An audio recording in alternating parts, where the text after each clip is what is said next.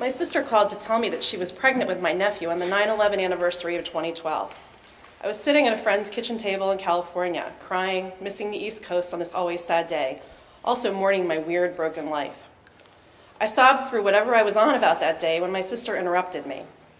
"Would you like some good news?" And I knew. She told me that she was going to have a baby, and my pathetic crying turned into happy crying, and all I wanted to do was go home, which was the last place I had wanted to be when I left. Immediately home. My sister is 10 years younger than I am, and we are the only two children of the same parents. My usual joke is to say that I was the rough draft, that my parents needed a decade to work up the courage to try again. I have no children. My sister having a baby would give my parents a long-awaited grandchild and lessen the pressure when I brought home another dog. But more importantly, I would get a niece or a nephew, which lessened my interest in anyone else's priorities. Sure, my sister was going to be a mom, my brother-in-law would be a dad, my parents would be grandparents. How nice for all of them. But I was going to be an aunt. There was a slight snag. I was an aunt in waiting with a drinking problem, a serious one that stressed my family and was in the process of destroying my career and my health, that had sent me driving cross-country to outrun stuff that kept catching me, that kept me tethered even as I sat in a beautiful room in the middle of a forest in Santa Cruz and couldn't see the trees at all. I didn't want to be drunk Aunt Laurie. I also didn't want to hurt my sister anymore. I'd acted in such ways that I was lucky she had chosen to call me up to share this news with me, and I knew it. I didn't like knowing it. Something inside me that was crooked went straight when she called and told me about this baby. I didn't know a damn thing about being pregnant, but I knew immediately that I wanted to be helpful in any way that she would let me. I drove home and I started getting better slowly, which it turns out looks a lot like getting worse at first.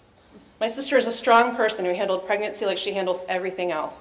Focus, humor, a gift for rolling with the punches. I didn't do a whole lot, but I was present, and that was a start. I'd set a pretty low bar for expectations. These included throwing a baby shower with no emotional outbursts and demoting myself from my position at the center of the universe. I knew not so deep down that I was lucky to be able to participate at all. Meanwhile, I was exhausted and hitting bottom in the ugly way that people do. But I did not wreck anything to do with my sister's pregnancy. I did not interfere. It's nothing to be super proud of, but I didn't dig any holes any deeper. And every day of it, I was so excited for her to have this baby. I was so excited for him to be on the planet that I couldn't stand it. I really did not want to be drunk Aunt Laurie. I did not want to be drunk just me either. My nephew arrived last May. The first day I met him, my Grinch heart multiplied in size by 1,000, and I felt sorry for parents, because if this is how I felt, then I knew they had to be goners. My life choices did not grant me children, although that had always been my wish. I didn't feel sad about that when I met him, though, although I was scared that I might. I looked into his face, and I said hello, and I prayed to a God I did not understand that we would be friends, that he would like me. The baby was 1 month old when I got sober. It's easier to see it in the rear view, with a mind less cloudy and a life less wasted, with more time to spend my old wine money on board books on Amazon. One of my few clear memories from the weeks before I surrendered to the grip of my addiction is sitting in my mother's living room, rocking him, my misery, hopelessness, and utter lack of purpose on this planet, the negative, to his warm, sleeping, trusting infant positive. I allowed a life force to transfer to me for the first time in years, or at least I felt that it was a possibility. A tiny being trusted me to sit there and not screw things up. The least that I could do was try to handle that. In the 9 months since I've been clean, we've gone through a sort of infancy together. He's learning how to eat solid food and sit up without falling backwards, and to speak words in a language other people can understand. It feels like, and I am not exaggerating here, I'm doing the same thing. I'm much larger, I do not wear a bib, and I mostly sit unassisted.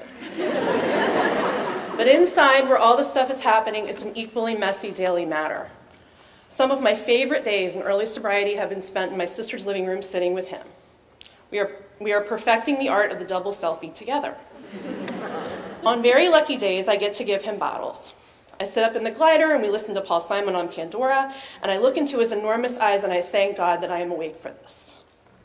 I am aware every time, especially when I leave, that this is a place where I might not be welcome if I hadn't changed my tune. I get it. I didn't like hanging out with me much either, not for a long time. I'm not sure I want him to know what a good influence he was on me at a really crazy time in my life. at least not for a long time. Kids shouldn't bear too much adult pain. I have no child of my own to dream for or with. The dreams that I have for my nephew are not a mother's, they're an aunt's, because that is who I am to him. An auntie friend told me recently that she's where the kids come to hide, and I'm stealing that from my job description.